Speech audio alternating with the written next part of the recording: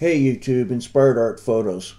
Hey, I've been playing with the enhanced detail feature that's just been added to Lightroom CC Classic and Adobe in the Camera Raw module. Wow, I'm really impressed with the details. I just happened to catch Tony Northrup's review of this product, and I was kind of surprised. I have great respect for Tony and Chelsea. They're great YouTubers. I've learned a lot over the years with them. When I've bought cameras, I've actually watched their tutorials, and this is no disrespect to them, but I found that I'm getting really nice results from this, and I think there's a big thing that they missed. The small sensor cameras, like Micro Four Thirds and the 1-inch sensor cameras, the files seem to benefit the most. And I've noticed this with my Panasonic GX85 and my Canon G7X. And what this enhancement does is it seems to sharpen without bringing out noise. Also, it seems to affect the color and the micro contrast in a very, very positive way. So I'm going to start out and just show you the difference right off the bat in Lightroom between an enhanced DNG and a normal DNG. And this is from the Canon G7X. The files were shot at 800 ISO, which I consider about the maximum usable ISO in the camera. And right off, you'll see the sharpness, the color, and the micro contrast is much better in the enhanced DNG compared to the original RAW file. Well, a lot of my friends are going to be saying, well, why were you shooting in 800 ISO on a 1-inch sensor camera, and how come you weren't on a tripod?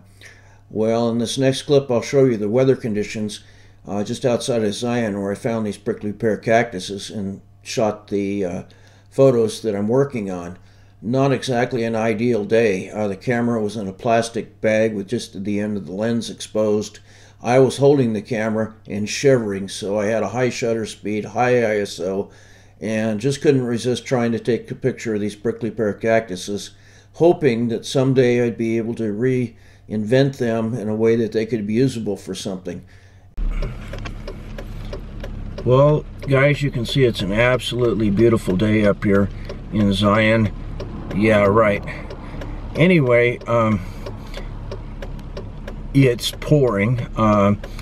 If this doesn't improve pretty quick, I'm going to head back and pack up and use the time to get organized and get a good night's sleep.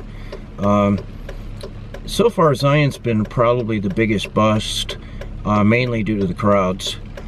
And we're going to head to a less populated area tomorrow. Alright, we're going to try some specialized digital techniques to see if we can approach what Enhanced Details did as part of Lightroom and Camera Raw.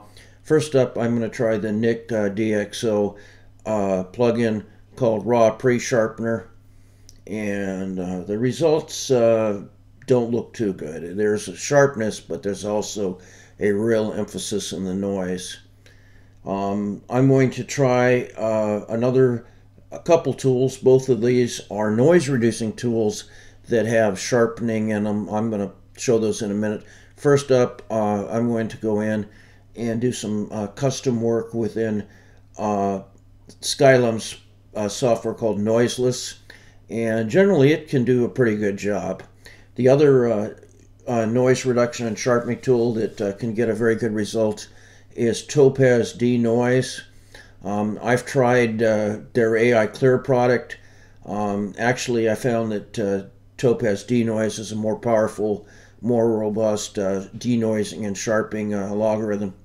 It's interesting looking at the results. The results show that, of anything, the denoise plugin most closely resembles the enhanced DNG. Finally, the last two photos show the results.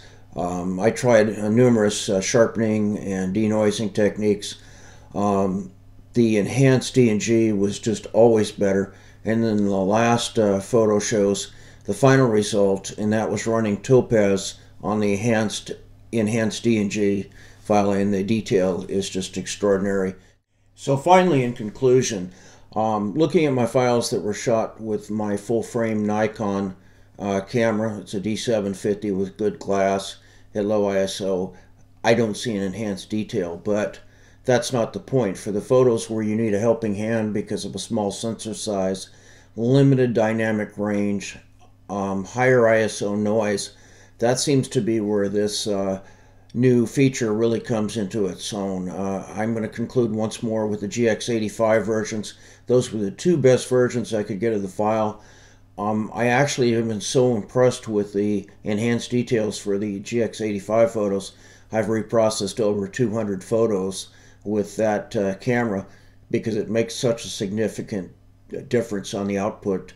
And again, it varies with file to file, camera to camera, but it looks like the small sensor cameras really benefit more than a full frame camera. My D7200, again, has no anti-aliasing filter on the sensor, and it behaves much more like a full frame camera. Again, not as much a result as using this on the Canon G7X or the Panasonic with the Micro Four Thirds sensor.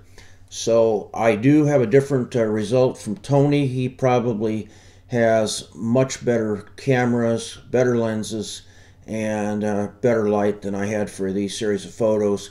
But it is one more tool to have in your arsenal, and the fact that it's included free with Lightroom and the camera raw module of Photoshop CC is a big plus for me.